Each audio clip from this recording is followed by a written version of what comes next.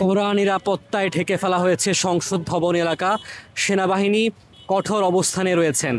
জুলাই যোদ্ধা এবং পুলিশের মধ্যে ধাওয়া পাল্টা ধাওয়ার ঘটনার পরপরই কিন্তু এই যে এলাকা রয়েছে সেই এলাকায় সেনাবাহিনী কঠোর অবস্থানে রয়েছেন।